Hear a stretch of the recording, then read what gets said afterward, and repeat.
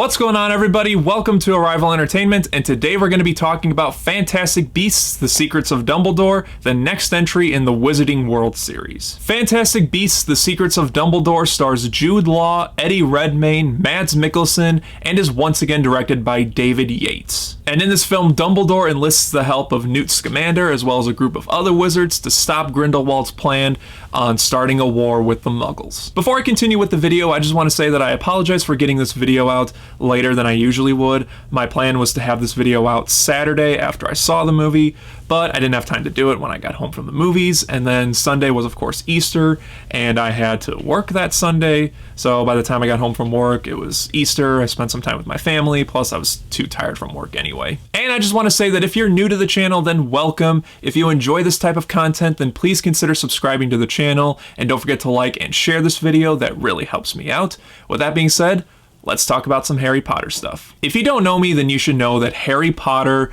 has been a part of my life since I was 6 years old. I own all of the books on hardcover and paperback form, because that's just how I am. I've seen every movie in theaters. I have the first 3 films on VHS because when the 4th movie came out, they stopped doing VHSs. My parents bought me all of the DVDs when they came out. When I started collecting Blu-rays, I got all the movies individually on Blu-ray as well as the Fantastic Beasts movies. And despite all of that, I recently picked up the Amazon exclusive 4K Train box set. That's kind of hard to show because it's really big. It's got all the movies on 4K and Blu-ray and some little goodies in here. It's a really awesome set, but being the massive fan that I am, I had to get these movies on 4K. When I was a kid, I had so many Harry Potter toys, but I had to throw them out because they all broke eventually.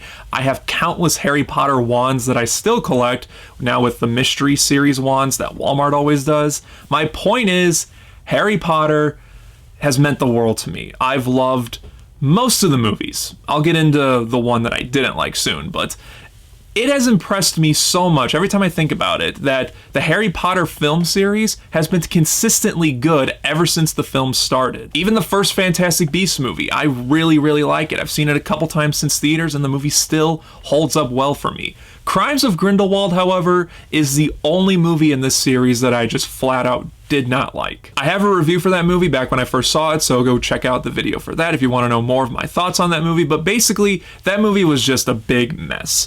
And so, I was still on board with the Fantastic Beasts movie series even after Crimes of Grindelwald, and even though the controversy around this movie went around when they fired Johnny Depp for a stupid reason that I'm not going to get into in this video, I was still on board for the Fantastic Beasts movies because I like the characters and I like the fact that they're still expanding the Wizarding World beyond the Harry Potter films. And plus, all the promotional material for this movie sold me instantly, not just because of how big of a fan I am of the series, but because the trailers actually did look good and it intrigued me. And again, I like these characters and I like the Fantastic Beasts world, even though one of them, previous, I didn't like at all. So after all of that, what did I think of Secrets of Dumbledore?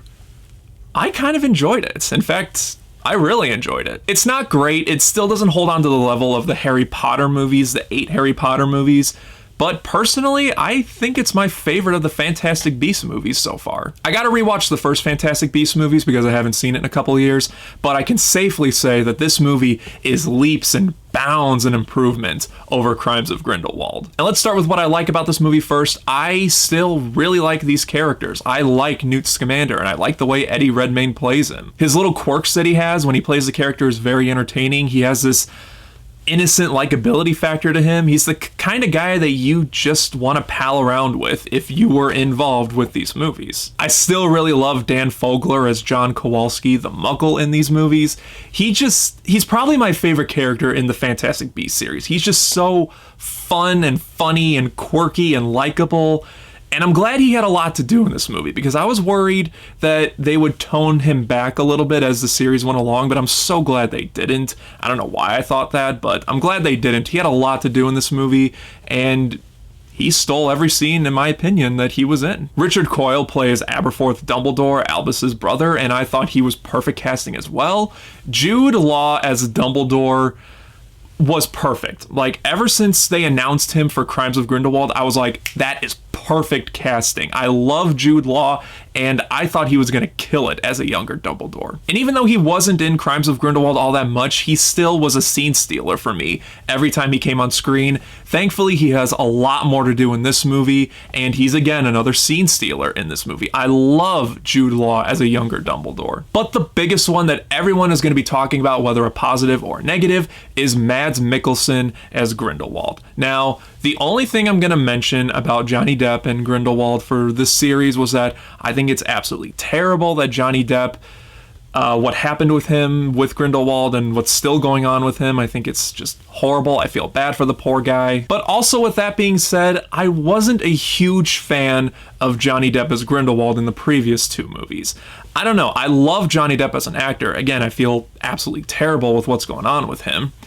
But just something about him as Grindelwald just didn't click right with me. Maybe it was because he wasn't in the previous movies all that much. Maybe if he was in this movie and he was in this movie as much screen time as Mads Mikkelsen has, maybe I would have thought of him a little bit better, but as it stands with the previous two movies, he just didn't really click for me as Grindelwald. However, Mads Mikkelsen as Grindelwald, flawless. I loved him as Grindelwald. Mads Mikkelsen is a phenomenal actor in general, so I had no doubts that he was going to give a great performance in this film, but I was just surprised how much into the character he got. He sold me on the menacing aspects. He felt more of like a cult leader, which is what I feel like they were trying to do with Grindelwald in these movies.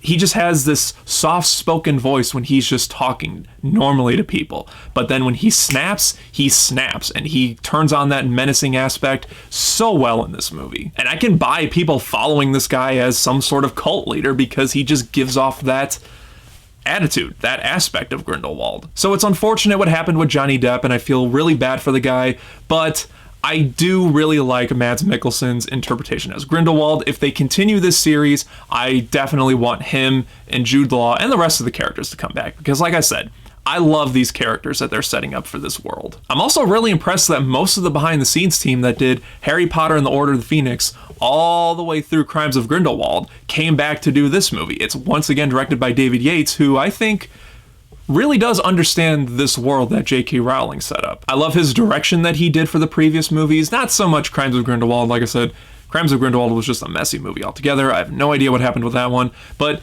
this movie feels more in line with what I want to see, a continuation of the Harry Potter franchise, even if these movies take place decades before the Harry Potter movies. And I just feel like this movie had, in my opinion, a better put-together narrative than Crimes of Grindelwald did. I can see why some people aren't really on board with these stories that they're telling, especially for this one. I would say the first hour of the movie felt a little choppy a couple times. It took a while to get going and you're fully understanding what each character's role in the movie is doing, if that makes sense. It does feel like we're jumping from one scene to another, and then you're like, okay, when is this going to start tying together? When is it going to start kicking off? But once it does kick off, it's a ton of fun. And fun is, in my opinion, again, I gotta say in my opinion, because this movie's getting some pretty negative reviews. In my opinion, I had a lot of fun with this movie, and it's one of those movies where I don't fully agree with the critics on it, and I don't fully agree to what some of the hardcore Harry Potter fans are saying about this movie. I was on board with these Fantastic Beasts movies ever since I saw the first one, and I was one of those people that when the first one was announced, I thought it was just going to be a cash grab. I thought they were just going to milk the franchise until it hit rock bottom and they weren't making any more money, but I was really impressed with the first movie.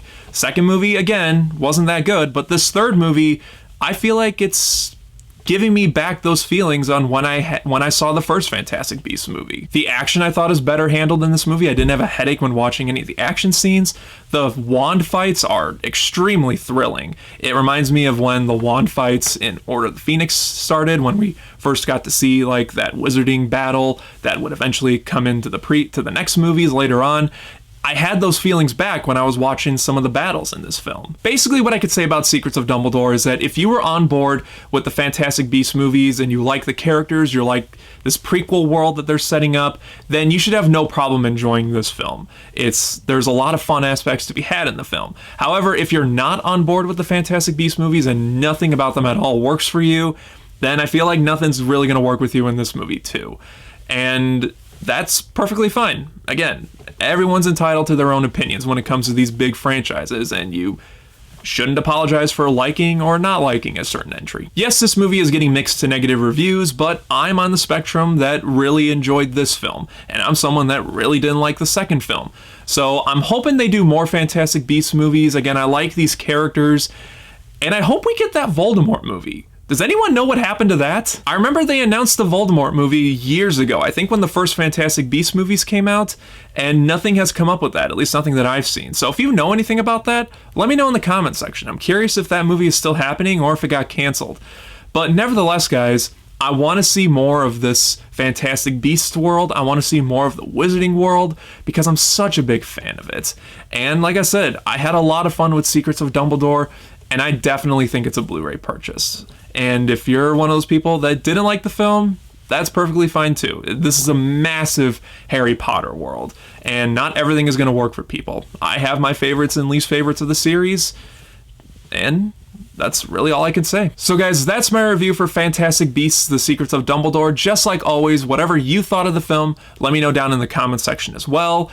And where do you stand with this Fantastic Beasts world outside of the Harry Potter universe? Whatever your thoughts on everything is, let me know down in the comment section below. And just like always, guys, thank you again so much for watching. I really do appreciate it. I'm going to be doing a Harry Potter ranking video coming very soon, so look forward to that. Again, thank you guys so much for watching. If you enjoyed this video, then don't forget to like and share it.